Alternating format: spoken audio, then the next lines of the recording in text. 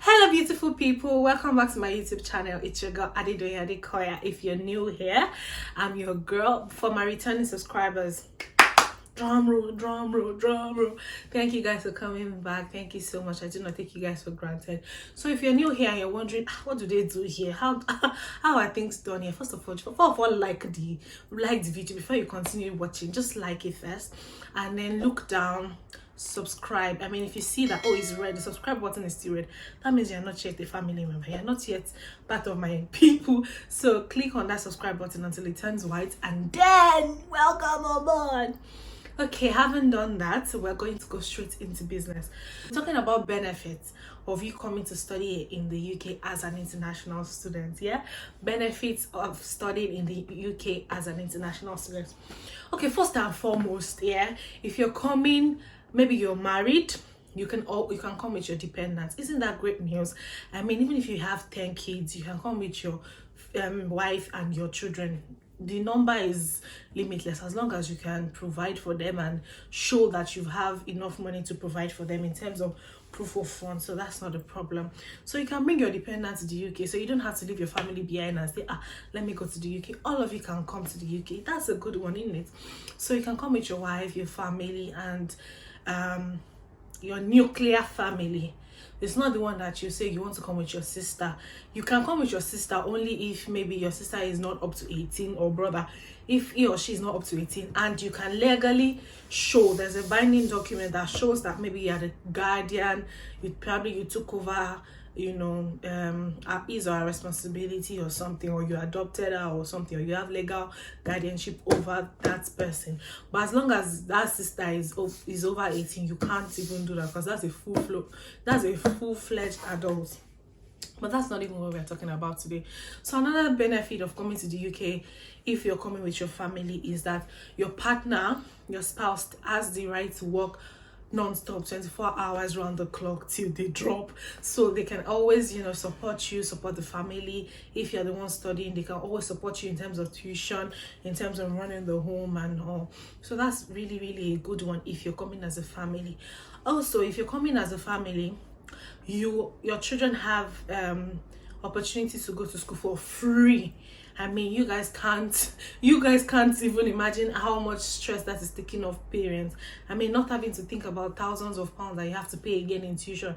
Imagine how much we pay back home to ensure that our children are enrolled in in highbrow schools, to ensure they have quality education. But here you get quality education for free, and everybody's kids go there, regardless of the race, regardless of the whatever. Everybody's child goes to school here, so school is free for everybody, and the children have the right to education, and it's really amazing. Like, you don't even have to break the bank for your kids to go to school. The only thing you're going to probably get is to get a uniform for your children, and they would even just probably tell you the color of the uniform, and it's readily available that you can buy. So it's very, very easy for your kids to go to school here. So another advantage if you're coming as with your family is that your spouse, the dependents, who is the dependent, can always switch. And at any point in time, your dependents can always switch to a tier 2 visa if he or she gets a job. So they can switch, especially with this recent health and social care visa that is going on. If your spouse or partner gets a job here, they can switch from a dependent visa to a tier 2 visa, and automatically you as a student and your kids, all of you will move to become a dependent. So your status as well will change from being a tier 4 student holder to being a dependent of a tier 2. So that's a very, very good advantage as well. Okay, another thing is that the system works and you see the value for your money. So if you know that you're doing a 12-hour shift for maybe £10 per hour for 5 days, you know that at the end of 5 days you're getting £600, and minus, by the time they do their deductions, you know that you're getting your money, and then you can now channel it to where it's going to. So the fact that the system works, you're even happy to work, and because you know that something is going to come to you at the end of the week, or if you are being paid wages or salary if you're employed as a permanent staff. Another benefit of studying in the UK as an international student is that you get the 2 years post-study work permit.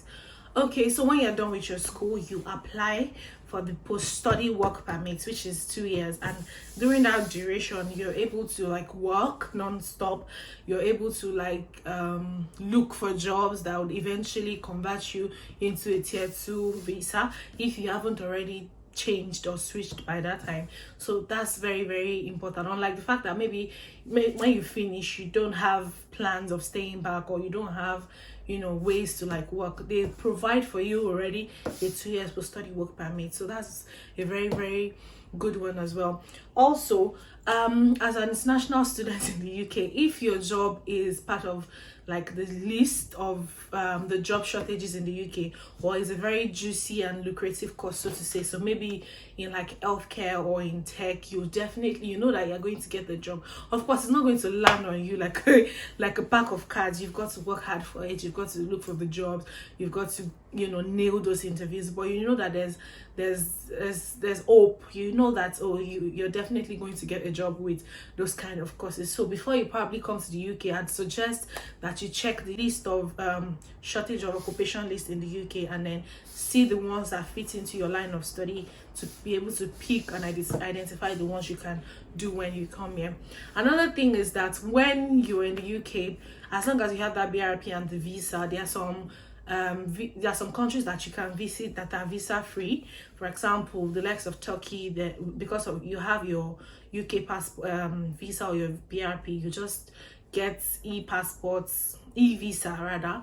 Like Mexico, there are lots of countries that are actually visa free because you have a UK visa.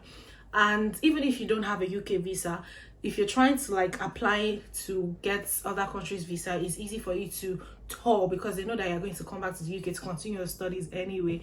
So you get to like visit different countries. You can apply for like Schengen visa, which is very easy to get, because you'll be able to you're going to prove to them that you're a student. You get your student documents, and also they know that, okay, the credibility is there. Another important thing is that after you've lived and worked legally in the UK for 5 years, you'll be able to transition and get the ILR, indefinite leave to remain. Good news, yeah? So if you immediately after your school, let's say you got a job and the job sponsored your right to work in the UK for maybe 5 years and then renews it, as long as you've spent 5 years legally with the right documents, you can transition and get your indefinite leave to remain, which is like permanent residency for like other countries, but here it's called indefinite leave to remain. So you have that. So like guys, the list is endless, and the fact that there's an area of possibilities and the sky is only the starting point if you're studying in the UK. So thank you for staying. Thank you for watching till the end. I do not take it for granted. Till we meet again in my next video, I remain your girl, Adedoyin. Don't forget to like, subscribe, comment, share to your friends who might need this. Thank you.